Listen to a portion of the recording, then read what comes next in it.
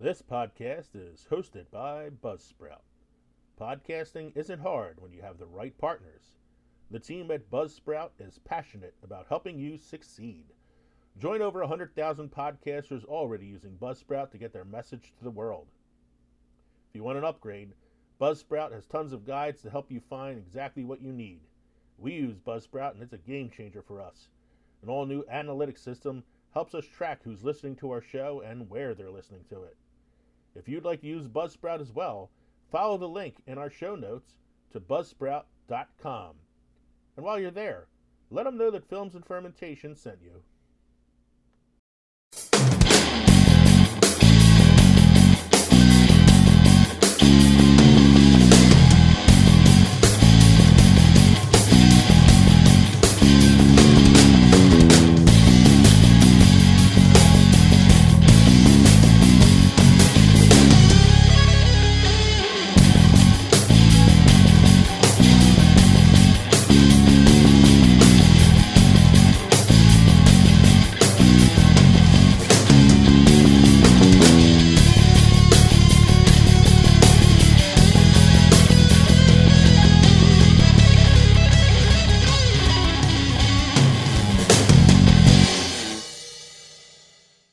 Hello, Spooklings. I'm Jason, And I'm Kathy. and we're the hosts of the weekly podcast, All Hallows Eve Podcast. We are a husband and wife duo with a passion for anything spooky, macabre, and true crime, sprinkled with our own twist of comedy. We explore topics such as the history of Halloween, the Butcher of Plainfield, Hocus Pocus 2, urban legends, superstitions, and more. So come join us as we go down the rabbit hole that is All Hallows Eve Podcast. Listen and follow us at allhallowsevepodcast.com or your favorite podcast provider. Stay spooky, my friends.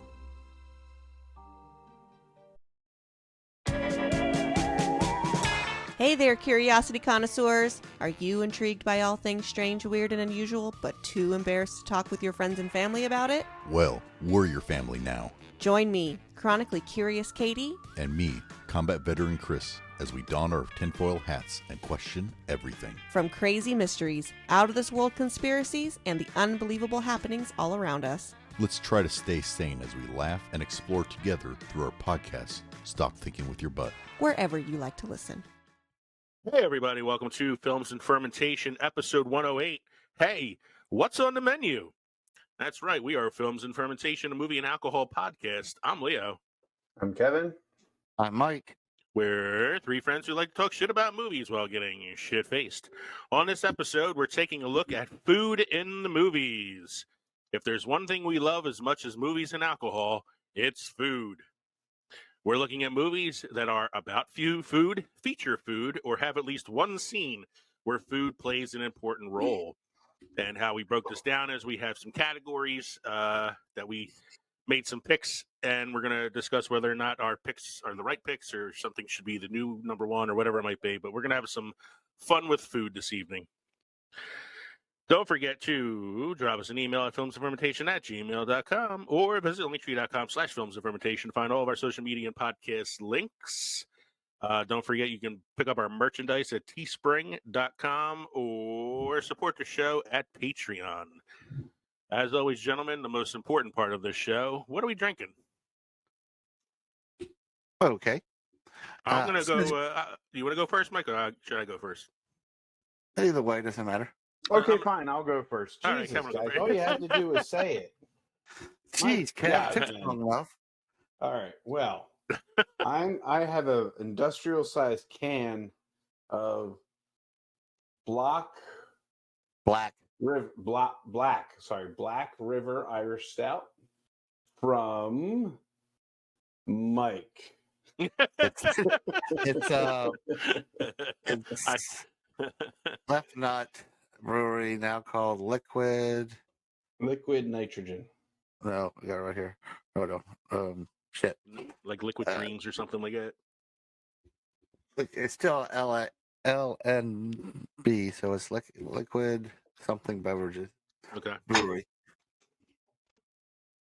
But Okay. yes, I have the same can of Irish Stout, but it's not what I'm drinking this evening. So This is what my good friend Mike has brought me, and Figured I'd I didn't have six give it a packs. go. I got. It's really Oh good my though, God. and I'm saving it for my beer bread. It is thick. If I had time today, I would have made beer bread for the show. Since we're doing food, I decided to go, since I just finished scarfing down my dinner literally 5 minutes before we started recording. I decided to go with a food-based beverage. This is also from my friend Mike. This is from Devil's Backbone Distilling Company. It is their Orange Smash. Ooh. It is a vodka-based drink with orange juice and natural citrus flavors, 10% alcohol by volume, and Well, refreshing on this very hot day. since yesterday was National Moonshine Day, I decided to have some moonshine tonight. So I got one of my recipe cards out and got what they call Shine Sickle Margarita. So it's 2 parts orange creamsicle moonshine, 1 part Mm. margarita moonshine, and 3 parts sour mix. Mm, It is good. I've already had one. sounds really good. I'm definitely going to probably crack open another can of the Orange Smash before the show's over. I was going to use something with the old smoky strawberry lemonade that you got me, strawberry lemonade bourbon, but I didn't have a chance to mix anything when I got home. I wanted to start recording, so. I still have half a shaker full. So So, Mike, did anything important happen this week? Actually, I was going to ask you if I can read the first one since I put it on there because I'm still giggling about it. sure. This week in film history. This week in film history, Robert De Niro, at 79 years old, announced the birth of his 7th child with current girlfriend Tiffany Chen, who is 45 years old. Not to be outdone, Al Pacino, at 83 years old, is expecting his 4th child with current girlfriend Noir Afala, who is 29 years old.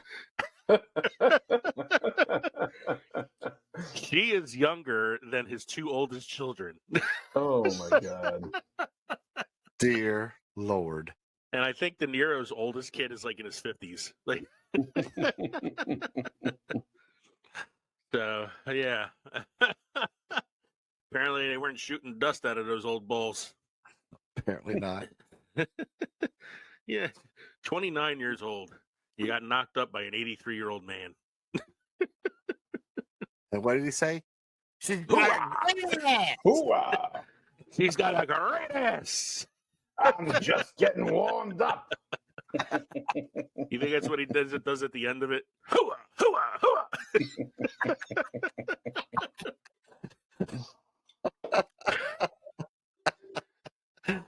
De Niro just looks at her and goes, "Are you talking to me?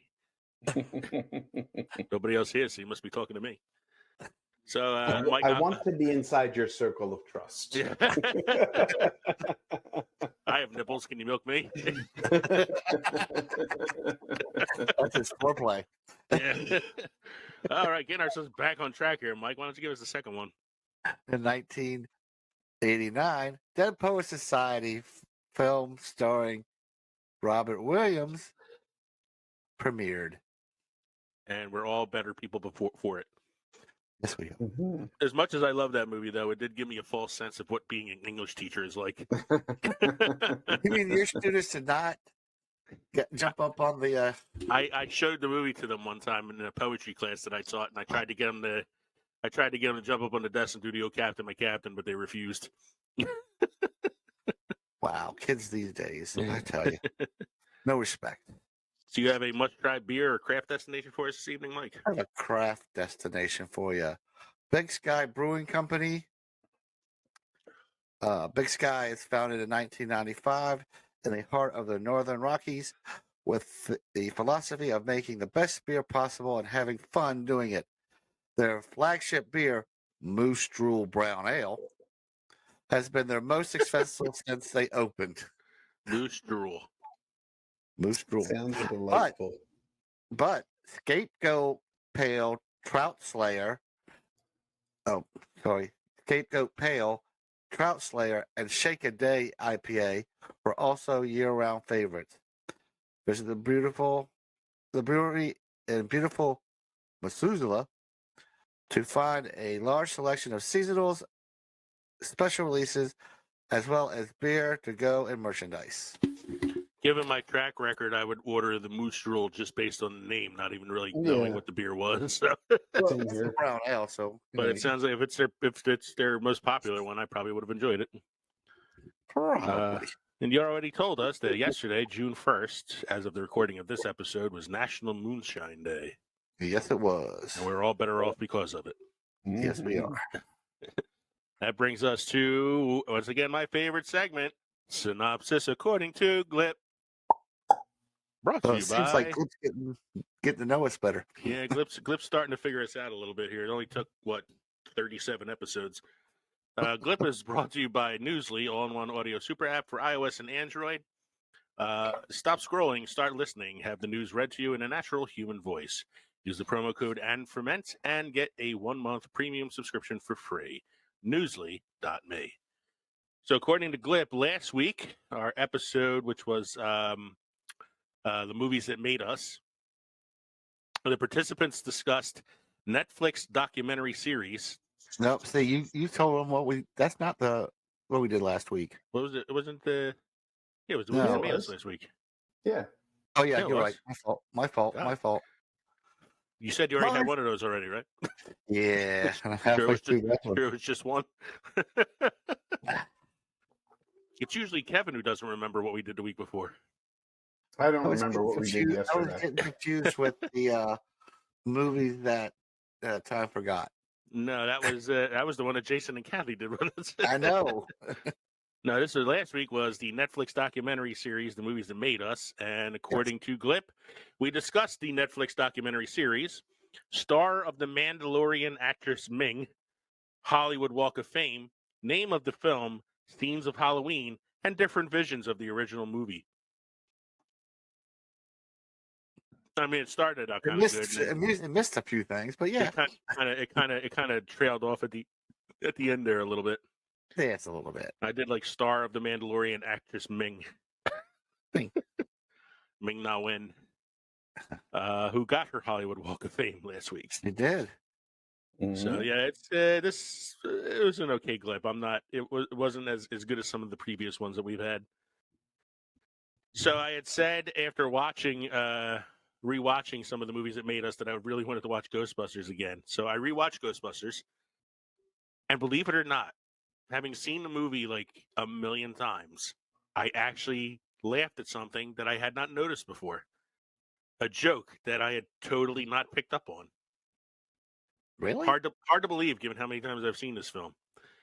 But this is what it was. So it's the beginning of the film. They're at the library investigating the ghost. When they see the books that are stacked up on top of each other, and Venkman does his, you're right, there's no human being who could possibly stack books like this, right? That scene. Mm-hmm. Right after he says that, Dan Aykroyd, who plays Ray in the film, stops and goes, "Listen, do you smell that?" and Bill Murray gives him a look like, "What?" And I'm like, I had to rewind it. I was like, did I just hear that? Like, how did I miss that joke for like 40 fucking years? I've missed that joke. So I listened to it again. He's like, "Listen, do you smell that?" And I'm like, that's such a perfect like Ray, response. And I'm like, wow, I can't believe all the times I've seen this goddamn film that I missed that. Because that is a really funny one-liner. That's gonna be my new thing from now on now. Listen, did you smell that? Smell that? Every time Kevin farts. Every time I fart, which, you could set your clock by it. We'll be right back after a short break with our main segment, What's on the Menu? Hello, everybody. Let me ask you a question.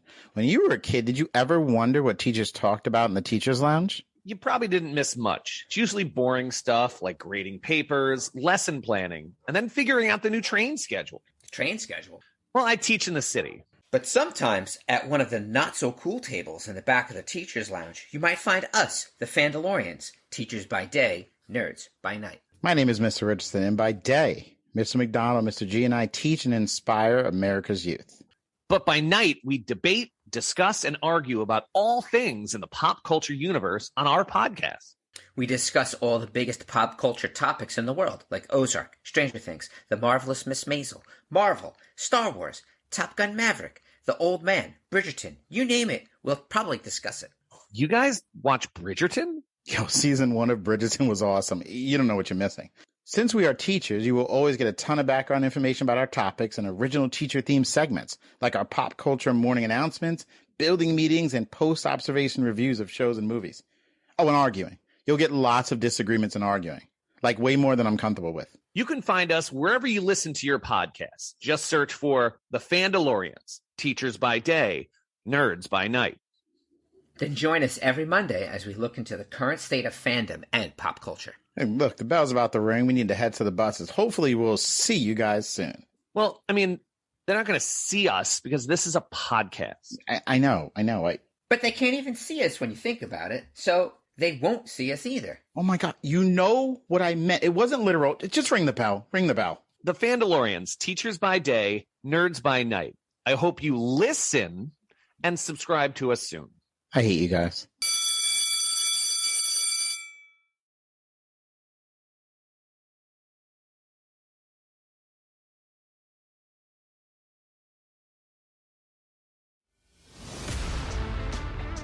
Hi, I'm Chris.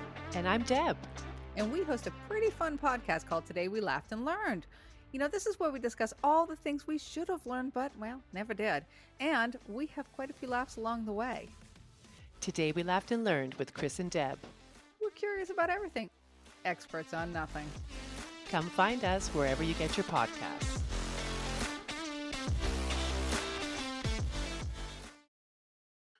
Stop. All right, we are back from our short little break with our main segment, What's on the Menu? Movies and Food. Before we get started, I'd like to mention that I put on Twitter asking people to give us their choices for some of the categories that we had on here. Got a lot of people liking and retweeting it, but not too many answers. One of the best ones we got was from Paranormal, the New Normal podcast, who said, best food fight better be Animal House. Not. Well, we don't know. We're going to argue it and see what happens. I do want to give a shout out to Back to the Blockbuster podcast. They were the guys who included us on that Good Pods list of the best podcasts for films and stuff. Yep. I want to give a shout out to them because they are recording their 100th episode quite soon. So as from one podcast who's had 100 episodes to another, congratulations, guys. That's the Back to the Blockbuster podcast with Gaius, Owen, and Jackson. All right. So what I did for our main segment here was break it down into categories. So our categories are best restaurant movie, best food fight, funniest food scene, romantic food movies, the single food scene. So that's like one scene involving food, not necessarily like a funny scene. Most shocking use of food, which I had a lot of fun researching that. Best food order. This is something that was my wife's idea because we were talking about the film that I put at the top of the list earlier. A special junk food award that I'll mention later. I don't want to give it away yet. And some non-category honorable mentions that I just felt, needed to be mentioned, and I didn't really put them anywhere involving any of the other categories. So, let me bring up my show notes here. Here we go. The first category is Best Restaurant Movie. My nominees are Chef, starring Jon Favreau and John Leguizamo. The Menu, starring Ralph Fiennes and Anya Taylor-Joy. Diner, starring the indomitable Steve Guttenberg. Mystic Pizza, which gave us the debut of Julia Roberts. And The Founder, starring Michael Keaton. As well as one of my favorite Pixar films, Ratatouille, starring a rat as a cook. My winner for Best Restaurant Film, this is my personal choice for Best Restaurant Film, Ratatouille. Do either of you guys want to argue with me on this one, or did I miss anything on this list? Well, considering that's the only movie on that list I've seen, I can argue. There's a movie that's not on the list that I think should be on the list, but it definitely wouldn't be the best restaurant movie. And that And what movie movie would that be? Waiting. Okay, that's the one with Ryan Reynolds. Ryan Right. Reynolds, and yeah, I mean the entire thing takes place in a restaurant, so I kind of like best restaurant movies. I kind of feel that needs to wedge itself in there. Now that being said, of the movies that are on here, I've seen Ratatouille, I've seen The Menu, I've seen Mystic Pizza and The Founder. Mm-hmm. I'm not quite sure if I've seen Diner. Diner is an older one. It's from the early 80s. It stars, like I said, Steve Guttenberg. It's one of those like early 80s films. It's like a who's who of who hasn't made it yet. So it came out in 1982. A group of college-age buddies struggle with the imminent passage into adulthood in 1959 Baltimore. So it takes place in a 1950s diner. And it stars Steve Guttenberg, Mickey Rourke, Daniel Stern, Kevin Bacon, and Tim Daly. They're like the five friends who are, contemplating life after like high school and college and all that stuff. You have a young Paul Reiser makes an appearance in the film as well. Ellen Barkin's in the film. It's a comedy. It's one of those like existential 80s comedies where it's funny but also a little bit poignant at the same time. So kind of like The Breakfast Club. Kind of like The Breakfast Club, like an early like a predecessor of that. And a lot of the film takes place in this diner. It's almost like a one-scene film. You could actually probably like translate it into a play really well because it takes place in very little, Kind of like Clerks. very few scenes. Kind of like Clerks, yeah. Very few scenes. Most of them take place in this diner, but it's a pretty good movie if you've never seen it. I wouldn't put it up. Vote. I'm sorry. Go ahead. Go ahead. What are you going to vote for? I was just going to say, I think I'm going to vote for The Menu. That's been the most intriguing and food based and centered around eating. I'm not eating in depth. I'm not going to argue with that too much. Having watched The Menu myself, like I said after I watched it, it was stuck in my head for a while. Like I couldn't get that movie out of my head. It was so good. It was so funny and darkly funny. Like funnier than I thought it was going to be. I actually thought it was going to get straight up horror film. And even though it's a horror film, it was a funny horror film. Yeah, with a really cool twist ending. Interesting use of s'mores. Ray Fiennes looks like he's having the time of his life. Mystic Pizza, as I said, it's a pretty good movie, but it's basically like it's the movie that brought us Matt Damon and Julia Roberts. It's one of their first films. Yeah. And The Founder's an interesting movie because it's about the guy that made the McDonald's franchise. Jim Croc. Yeah, and how he discovered the McDonald's brothers and their process for making quick food and all that stuff. And how he stole it all. I saw that on The Food That Made America on History Channel. Now, if you want to watch a movie that'll make you hungry watching it, I recommend The Chef with Jon Favreau. Okay. It is a movie that really is about the food, and it's the one with Jean Grey. What can't I think of her name? Famke Janssen. Yeah, is that her in that? No, it's Jon Favreau stars in it. John Leguizamo plays his like partner in his restaurant venture. Scarlett Johansson's in it. Sofia Vergara from Modern Family's in it, and Oliver Platt. And he plays. He's like a high class chef who gets fired from the restaurant he's working at and decides to go into business for himself by opening up a food truck. And his food truck makes all these like really like kind of like designer foods. But he goes around the country like testing out all these different types of foods and trying out different menus on different places and gaining traction on Twitter and things like that. To the point that he's finally able to be successful again. And it's a really good movie. Jon Favreau's great in it. But watching them make the food, like you can tell, like he took his time to learn how to make the food so that it was like as authentic as possible. That being said, I'm still keep giving my vote to Ratatouille because I love that fucking rat. And I love that movie. It's one of my favorite Pixar films. The next category is Best Food Fight. The nominees are Blazing Saddles, Animal House, Hook, and Cloudy with a Chance of Meatballs, which I might say is kind of a cheat because it's not really a food fight so much as it is a fight with food. The food is trying to take over the world in that film. That being said, as well, my choice for best food fight, sorry, Paranormal than a Normal podcast, I went with Blazing Saddles and the pie fight scene at the end of the film.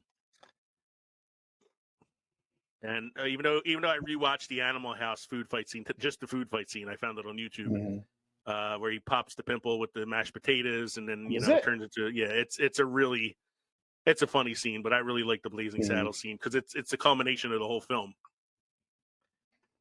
I'm gonna have to go with Hook. Hook reminds me of childhood. Like, I love the idea. You watch the scene; they're pretending to eat. He doesn't get it, and the whole bickering between him and Rufio just kind of triggers his immaturity to the point where he's even scooping up imaginary food. And then when he flicks it and you see it, and then all the food is colorful and bright, you don't want to eat a drop of it, or it looks like pudding, but just how the revelation of everything that's then and there, and how they went at it. I think that's my favorite. I don't think Hook is a great film per se. I think it has some flaws in it, but I really love the food fight scene in that film. The food fight's really good in that. The food fight scene is amazing. Plus, like you said, it's kind of the scene that helps him remember who he was when he was Peter Pan, and it's a fun scene. You can see the childlike nature of Robin Williams coming out in that scene. How good he is working with the other kid actors. One of my favorite pieces of trivia from that film, and it has nothing to do with the food fight scene, but I just love it, is at the end when he has to give the sword to one of the kids to name them the new leader of the Lost Boys. They didn't tell the kids who he was going to give the sword to, and he didn't say who he was going to give it to until they filmed the scene. So when he hands the sword to the little round kid, it's the kid's look of shock on his face was natural because he didn't know he was going to get picked. Oh, that's cool. Which I thought, and that's a really cool piece of a trivia from that film. But yeah, like the food fight scene in that film is awesome. But I'm still, me, I have a thing in my heart for Mel Brooks. So Blazing Saddles is for me, and Mike. I'm gonna say Blazing Saddles for you. Yeah, Blazing Saddles. That's like your favorite Mel Brooks film. No, I would have argued Hook too. Yeah, I think Hook is a good film. Hook is a good food fight scene. Well, do you want to vote for Hook? You can vote for Hook. You can knock Blazing Saddles out of the best food fight winner category. I fought for Blazing Saddles to begin with. That was your first mention when I told you about this category. Yeah, so it's funny. I like running through these with my wife beforehand too. She always likes to hear about like some of the movies we're going to talk about. So when I mentioned Hook, that was her choice too. She loves the Hook food fight scene.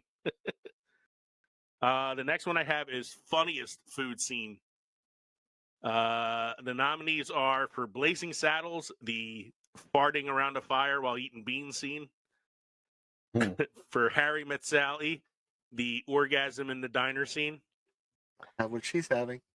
The Young Frankenstein hermit scene. I was going to make espresso. Also, the Young Frankenstein dinner scene. Oh, you like it, do you? I didn't say anything. You just made a yummy sound. That means he must be the size of his sword. That's an enormous Waldstücker. And the last nominee, Lunch with the Breakfast Club. We see all the crazy lunches that they have. I have to. Yeah. The Breakfast Club thing, it's got to go because the hair shaking on top of the sandwich. She's so fucking weird. I thought you liked Ali Sheedy. I do like Ali Sheedy. That is weird. You just don't like her. You just don't like her pixie sticks and dandruff sandwich. That's right. I like Molly Ringwald pulling out the sushi. I like Emilio Estevez has the giant bag of protein. So yeah, it's a funny scene. I picked the Blazing Saddles farting around the fire bean scene, but as I picked it, I'm reconsidering my choice. I think the funniest food scene on this list has to be Young Frankenstein Hermit scene. With the soup? With Gene Hackman and the soup and the cigar and burning his crotch, lighting his finger on fire, breaking the mug full of wine. And then just that final line when he breaks out of the house and runs away and he's like, "Wait, where are you going?" I was going to make espresso. which was an ad-libbed line from Gene Hackman. Also, at the beginning of the scene when he breaks in and he's touching him with his hands and he's like, "Oh, you're a mute, an incredibly large mute." I just laugh so hard at that scene all the time, even now after seeing it a million times. So, Mike, it comes down to you. Which one do you vote for? Or Kevin, you didn't really vote for one, did you? I said which one I was taking out from You me. kind of said, let's take this one off the list. But so which one would each of you guys vote for then? Go ahead, either one of you. Go ahead, Kev. I mean, look, it's not the funniest. It's just the most memorable. Is the diner scene with Harry Met Sally, but the funniest has to be the dinner scene or the hermit scene, I should say, with Young Frankenstein. Okay, And Michael, it's gonna take a sweep. It's a sweep, knocking out Blazing Saddles as the number one contender. We got Young Frankenstein and the hermit scene, which at the time was an uncredited appearance by Gene Hackman. Mm-hmm. No, I love that fucking scene, man. I like me a good farting scene in a movie too, but I don't think that and it's funny because it's two Mel Brooks movies anyway. So, so moving on from Mel Brooks for a minute here, most romantic food movies. The nominees are, and I know I'm probably going to have to explain a couple of these to some of you guys. The nominees are Chocolat, Big Night, Eat, Pray, Love, Lady and the Tramp, which is mainly the spaghetti and meatball scene, and Waitress, starring Kerry Russell.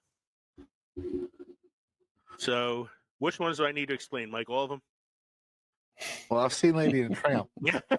I've heard of Chocolat. I've heard of Eat, Pray, Love.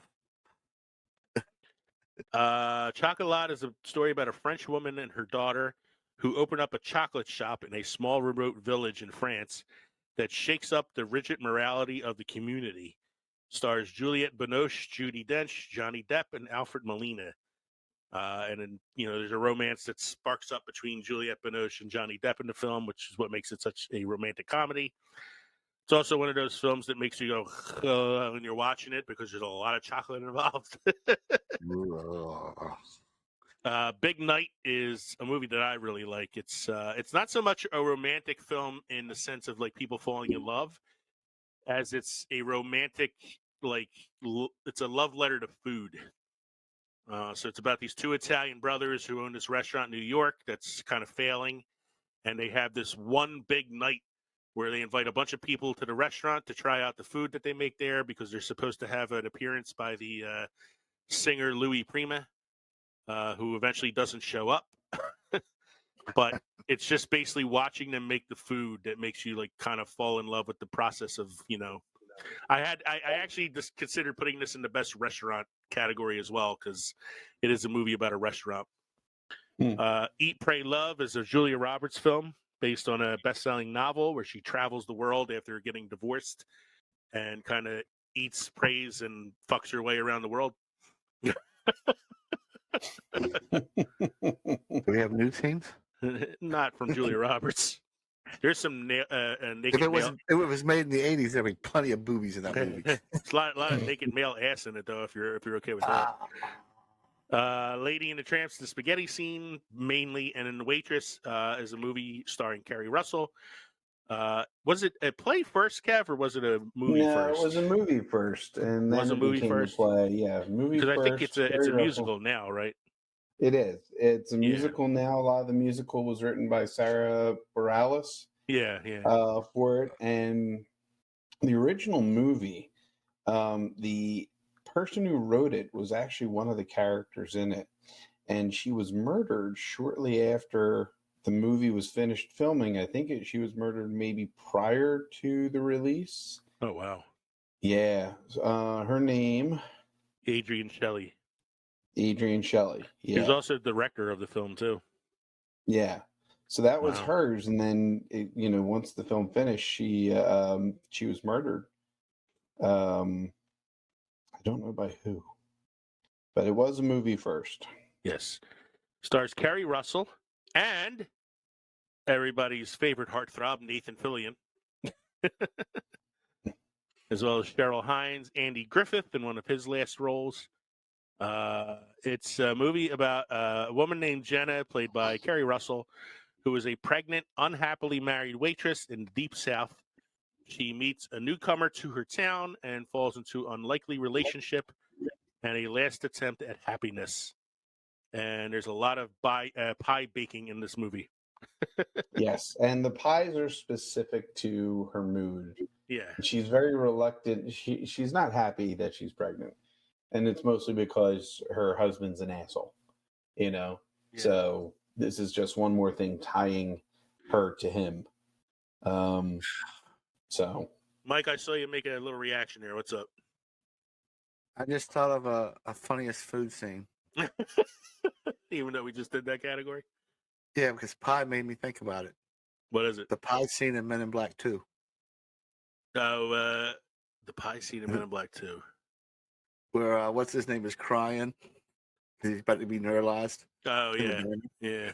Because Because I say there's a pie scene in Men in Black 3 as well. I haven't seen Men in Black 3. He says, there's nothing that a little pie can't help solve. Like, no problem a little pie can't help solve. And they go to the diner and get pie. But back to the romantic food category one. I picked for the winner. It's another one where, like, I picked one out and then I'm kind of like going back on it now because I'm thinking about Big Night and it's making me hungry again. But I have Chocolat as the winner. Kevin, which one would you like to go for? I'm going to go with Waitress. And Michael, Lady and the Tramp, since it's the only one you saw. Well, the way you described it, I may want to go watch Waitress now. Yeah, you should watch it. It's a good movie. You should watch it. There's good comedic scenes to it, and it's a really well done movie. I'm gonna give Waitress the winner for most romantic food movie, just because I feel like this is one that could take a while to kind of figure out a winner for. Yeah, I go with it. The next one I have here is single scene about food in a film. You missed one. What's the one I missed before I read the nominees? The Godfather. Godfather. The spaghetti scene. Okay, let me put that in here. Godfather making the sauce, right? Making the sauce. Making sauce. So our nominees are The Godfather, the scene in which Clemenza teaches Michael Corleone how to make the sauce. First, you put in your meatballs and your sausage. You add a little bit of wine. And then I put in a pinch of sugar. And that's my magic. What am I paying you for?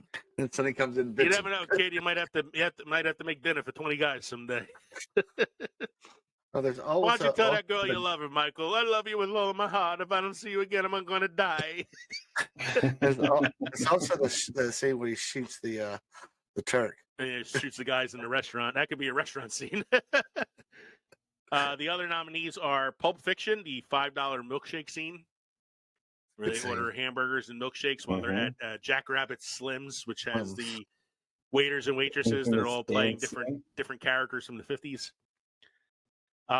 Cooking the Crab in The Little Mermaid. Le parso. It's going to get hot in that big silver pot. I have Be Our Guest from Beauty and the Beast. Be our guest, put our service to the test. Tie a napkin around your neck, Sherry, and we'll provide the rest. And then I have the prison. Great stuff. It's delicious. Yeah. Then I have the prison dinner scene from The Goodfellas, where we learn Paulie's trick about slicing the garlic with the razor blade, because you get it nice and thin so that it melts in the pan. It's a very good method. Cooking steak on a frying pan. You always, Enjoy put, it. you always put too many onions in the sauce. How many onions you put in that sauce, Junior? Like 3 onions. 3 onions. You only need 1. So I have for my favorite, and just because it just means a lot to me as somebody who grew up in an Italian family, the prison scene from Goodfellas. Because I have a buddy in my family to this day who still cuts the garlic with the razor blade because Paulie did it in the Goodfellas. Although the Godfather one's a close runner-up. I'm going to pick the Godfather making the sauce. I love that. I think scene. I'm going to go Goodfellas. You know, it's the one that sticks out most in my head. So we got the winner for the best single scene about food in a film, the prison dinner scene in the Goodfellas. This one I had a lot of fun with, and please let me know if I forgot any. There are so many good ones out there. There's so many horror films I could have put on this list too, like Cannibal Holocaust. Or Hannibal. Oh my God, the Hannibal scene. We're putting Hannibal on there.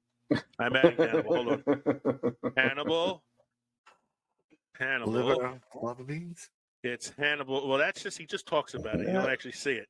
In the film Hannibal, you actually see him eating Ray Liotta's brains. Oh. Or actually Ray Liotta eating Ray Liotta's brains. Yes, feeding Ray Liotta's brains to Ray Liotta.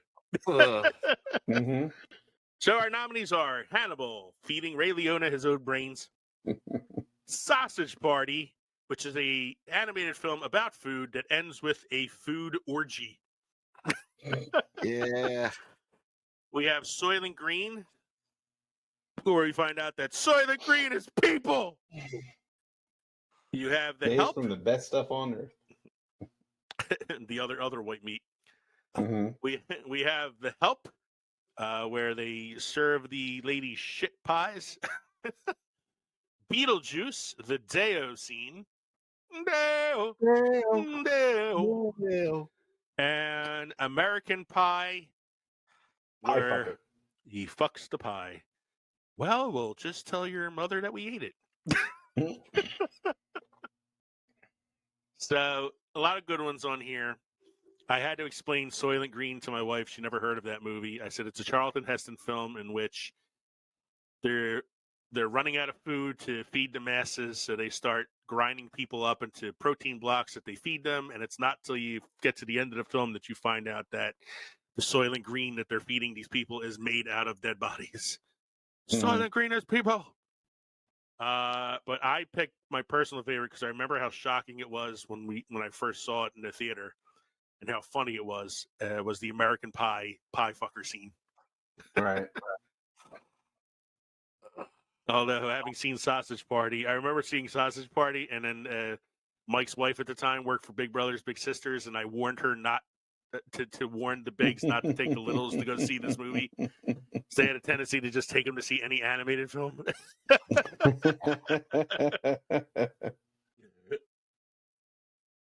There's actually a few really funny scenes in that film that would count for this, for shocking use of food, but I went with the orgy at the end. Mike, which one are you going to vote for? Dale. Oh, Dale. Dale. Daylight come and we want to go home. That. Me said that, me said that, me said that, me said that. Oh, Kevin, which one are you going with? Oh, shocking. I mean, Hannibal's shocking. It turns my stomach every time I think of it. But I'd have to say Beetlejuice. The whole, the shrimp hand that comes out and grabs their faces, So, and the little dancing around the table. It's such a great scene. Such an iconic scene. It's like the scene that kind of sold the film in the trailer. Yeah. So Beetlejuice and anytime takes you hear the crown. Deo anymore, that's exactly what you think of. I know. I had voted on American Pie, but that got knocked out by Beetlejuice and the Deo scene.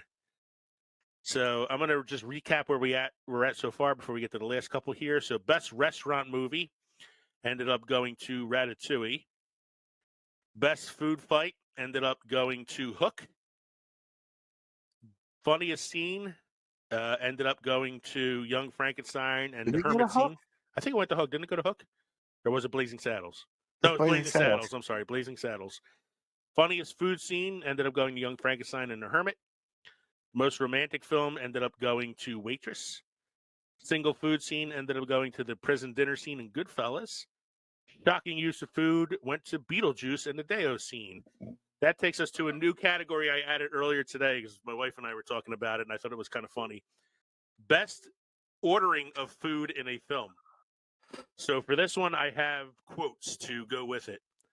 So the nominees are Harold and Kumar go to White Castle, the scene where they finally get to White Castle. This is their food order. Harold says, I will have 30 sliders, 4 large cherry Cokes, and 5 orders of French fries. To which Kumar responds, I'll have the same thing, but make mine Diet Cherry Coke. You missed the food order. Which one did I miss? It was Lethal Weapon 2. They fuck you in the drive-thru. Lethal Weapon 2, fuck you at the drive-thru. They fuck you in the drive-thru. You can't eat tuna.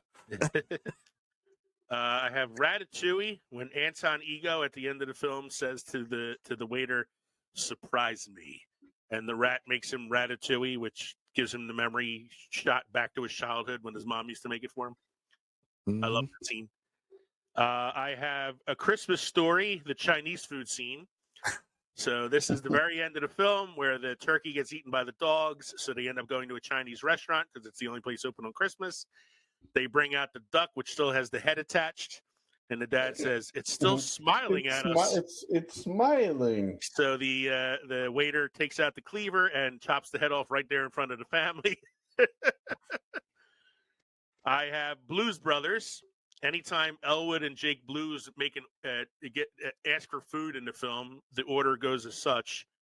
Elwood wants white bread, toasted, dry, with nothing on it. And Jake wants 4 whole fried chickens and a Coke. And then we have When Harry Met Sally, Sally ordering salad on her date with Billy Crystal. I would like salad, but I want the salad dressing on the side. I would also like pie heated, but I don't want the ice cream on the top. I want it on the side. And I would like strawberry instead of vanilla ice cream if you have it. If not, then no ice cream, just whipped cream, but only if it's real. If it's out of a can, then nothing at all. Which, as we all know, is basically how my wife orders when she goes to a restaurant. Yes. Pretty much. So those are our nominees. I am personally, as much as I love Blues Brothers and Ratatouille, I'm going with that When Harry Met Sally salad ordering scene just because of my personal connection to it. As much as I love the one I brought up, they fuck you the drive-thru, I'm going with Blues Brothers. I love that when they do that. When they order the 4 fried chickens and a Coke. Oh. Kevin, it's all up to you then. Oh, I was thinking about this. I thought back to Clerks 2 and when Wanda Sykes was placing an order, but I don't think that was much about the order. As much as it was about taking it back. Come to think of it, my grandmother was a little racist.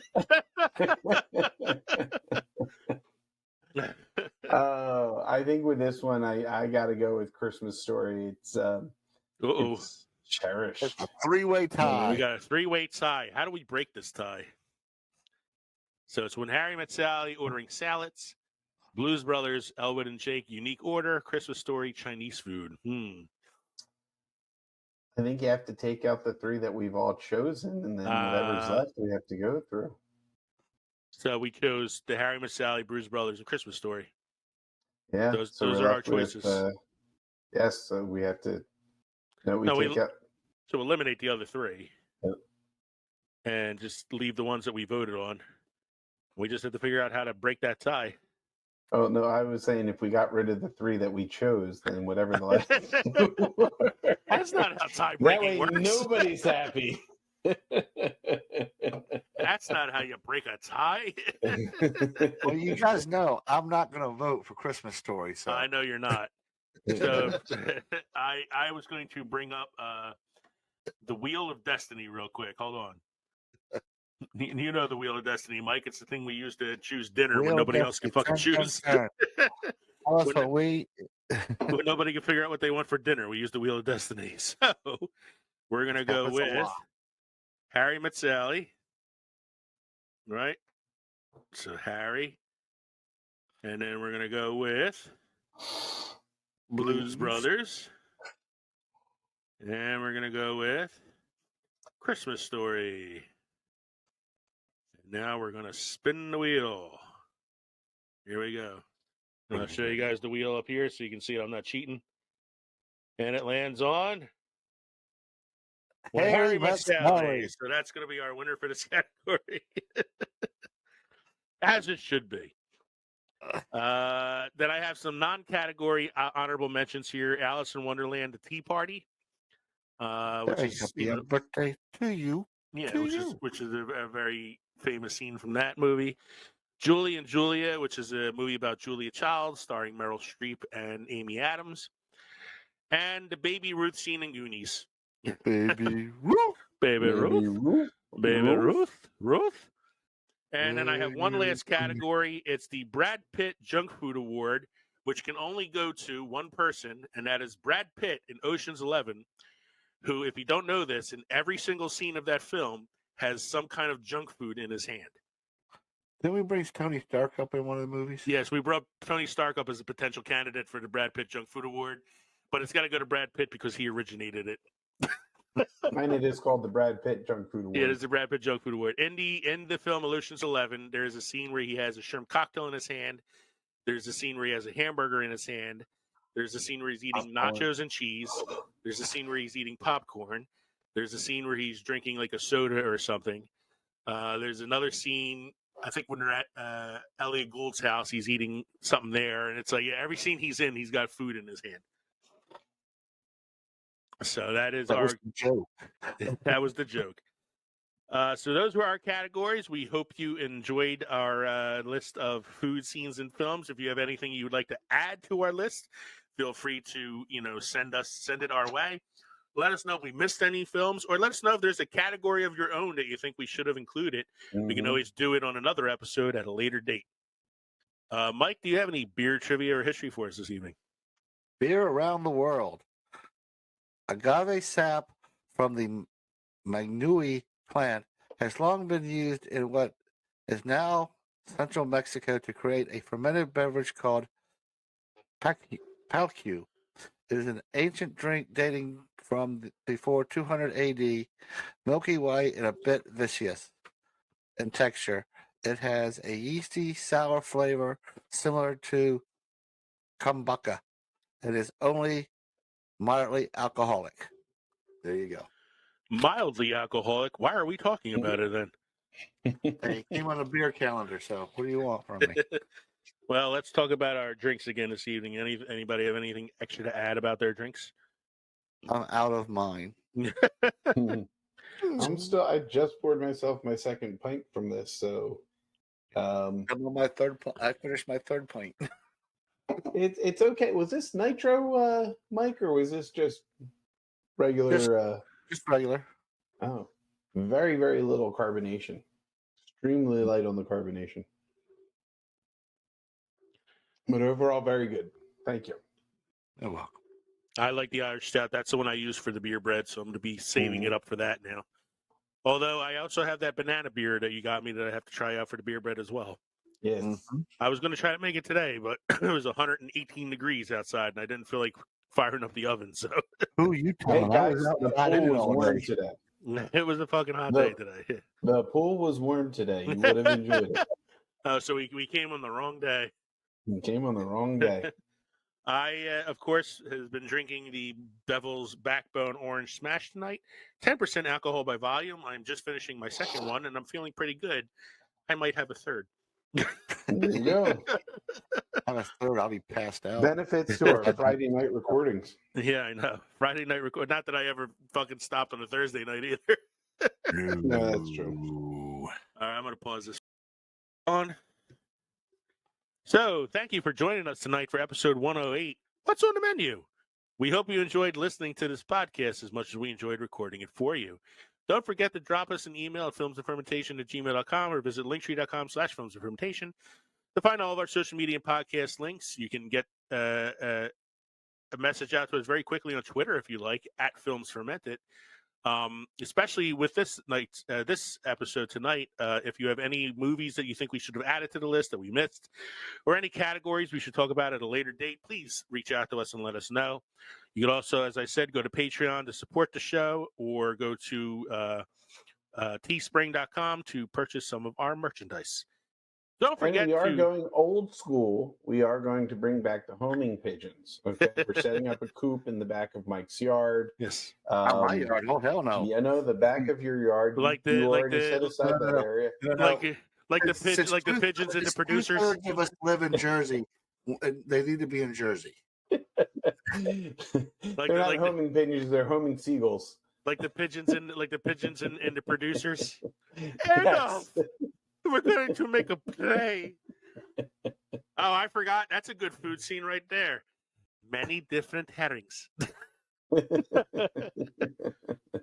Don't forget to stop by the crossroads between Pickled and Fermented next week for episode 109. I don't have a title for this episode yet because I have to kind of describe it to you. According to the MPAA, a PG-13 film is allowed to have one use of the F word. The F word being fuck, of course. So we are going to pick out some PG-13 films that did not take advantage of this rule and decide where in those films we think the F word would fit best. This is likely going to be our final episode because I feel like we're going to get kicked off of most platforms for running this episode. I think you just gotta call the episode. Fuck this. We are right. It should be a fun. It should be a really fun episode. So make sure you check us out next week, episode 109, Films and Fermentation, the finale. That's a lot of F words. But That's not a lot the of F one that we're gonna words. get in Yeah. trouble. I'm Leo. I'm Kevin. I'm Mike. Bon appetit, everyone. Cheers. Cheers. Cheers.